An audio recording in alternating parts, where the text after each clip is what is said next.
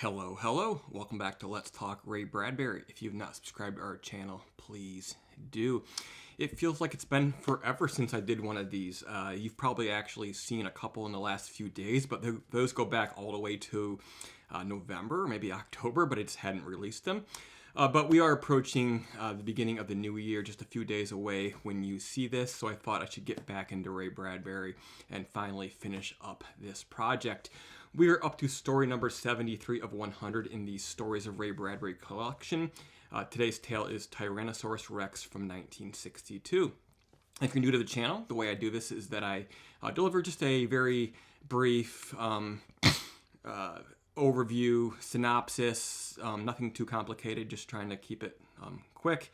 And then at the end, just share my thoughts on, is it a good story? What does it tell me? Like, what did I learn? Basically, what is the point of this story? So for the synopsis, we begin in a darkened theater. A stop-motion animator from Idaho has come to Hollywood. His name is Terwilliger, and he's trying to make it. Today, he is debuting a reel of stop-motion monster animation that he's done to hopefully sell it to a big, maybe not so big, Hollywood producer named Clarence. Clarence, he talks down Terwilliger's work, says it's not that good. I've seen many better this day, but I'm going to buy it anyway, which is code for you're all I can afford, and you're actually the best I've seen today, but I don't want to talk you up too much because then you'll want to get more for your work. In the coming months, Clarence is very hypercritical of Terwilliger's work, and he's given him a outdated stop-motion camera to work it on, which constantly breaks down, and he's just very mean critical and sort of not very positive, sort of reinforcing sort of his creative process. But eventually, they take a few of the reels, the artist's works, which has had many changes enforced upon it, and they show it. And Mr. Glass, who is Clarence's lawyer, watches it, and he's sort of like, where have I seen this face before on this monster? This looks very familiar. It's something very oddly familiar, reminiscent about the monster's face. But he can't put his finger on it. Still later, however, it comes time to do a test screening of the entire film for a small audience, and it's at this point that Clarence becomes very horrified to realize that he recognizes the face on this monster, on this T-Rex, because it is his face. Clarence is just steaming. Terwilliger is angry, and he threatens to leave, and I think he still has ownership of his material, which is sort of odd. Even then in Hollywood, but the whole project is on the teetering brink of falling, into oblivion, which is sometimes happens with films.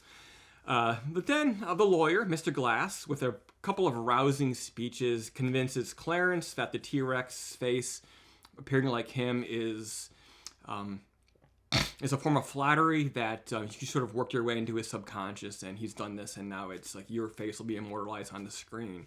And then he also convinces Terwilliger that this is going to be great. Your the individuality of your art and the way that you've honored the director is going to live on forever. And who would have thought that a boy from Idaho could come to Hollywood and make something immortal? So they premiere the film. It's a rousing success. Sequels are immediately planned, which is something that still happens today in 2022. Mr. Clarence is happy, and he is basically brought to tears, and he tells Terwilliger that this is because Clarence was asked for his very first autograph, and it was from Mr. Glass's little own daughter herself. So there you have it.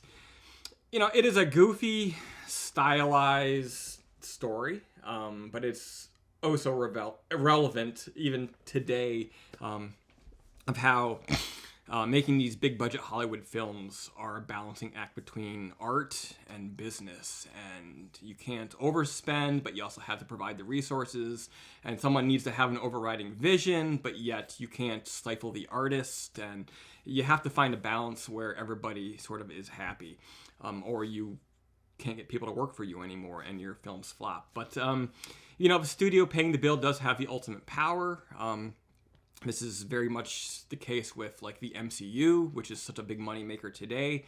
And I also think of Lucasfilm with Star Wars, how they're always fighting this sort of thing between bringing genuine artists in and letting them do their thing, but also the studio needing to sort of enforce the integrity of the product of the universe. You know, if it's a Star Wars movie, it needs to feel like Star Wars in a way. It can't just be something totally out of left field. And yet you can't stifle your artist. And I think this is what this story is really, really about. You know, as is the case with, I think, Clarence, you know, he's a money guy, he's the power guy, and he wishes he was more creative. So he does have sort of a little bit of a resentment to Terwilliger and the artist, and yet it's because, you know, he wishes he was like that, but also he has the ultimate power. And then the creative guys, you know, they hope that their art will be appreciated, hope they can create art that is true to themselves without having to sell out, but they also want to be appreciated for it, and they want it to be understood, and they're, you know, they're very conscious of not selling out who they are and basically having ultimate power over their art, which is sort of not what happens in Hollywood. You know, you take direction. If you're lucky, you get to interject a lot of yourself into it, and hopefully you're the right match for the job that you're taking on. You know, when it works in Hollywood, and when it doesn't work, you get a steaming pile of $300 million garbage and sequels canceled.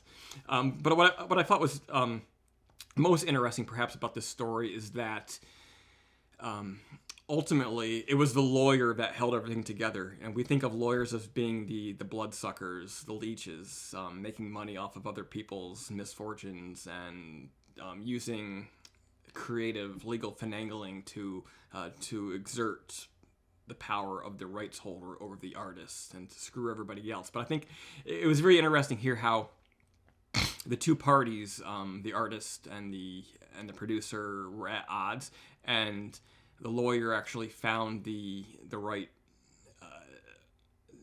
things to say to each of them to get them to continue on with this project and make it a success. And it's very much the same case, I think, as perhaps I don't know, family court issues, divorces. You know, you have to find the best path forward for everybody, which may require some level of compromise. And ultimately, if you're making nearly any sort of art for the screen, it is a collaborative process. Here on YouTube, it's basically just me on each of my videos, so there's no collaboration there. But many YouTubers do collaborate even. But yeah, you know, in 2022, not so much a very original story, but this story is literally as old as the film business. And there have been countless films. Most of them win Oscars because Hollywood loves films about Hollywood. But this is one of them. This one comes from all the way back in 1962, so it's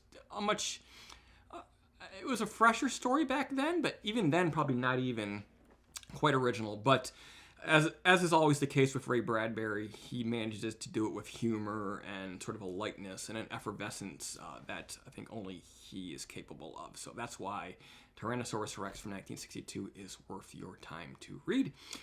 All right, so next up, The Screaming Woman from 1951. That will be story number 74 of 100 in this collection. So we got one more video, and then we will be on the final stretch of this project, just 25 more stories to go. I hope to get most of those knocked out in January 2023, because I want to leave this project behind for a while, give Ray Bradbury a break.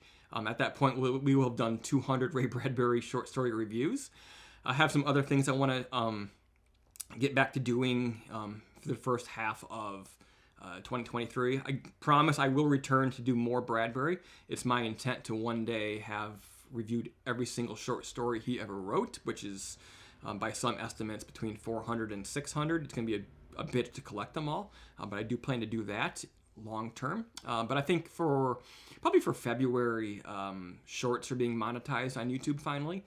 So I'm probably going to spend a little bit of focus on that, see what I can do creatively with shorts. And then we'll get into some other things. I've been running again, probably do some running videos. Also, I have a stack of other short stories and poems that I'd like to talk about as well.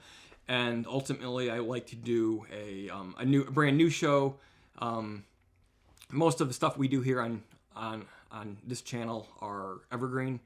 It's not the type of stuff where it's daily news stuff. So I do want to do something that's more like that, and then begin to develop my skills as far as delivering that sort of on the fly.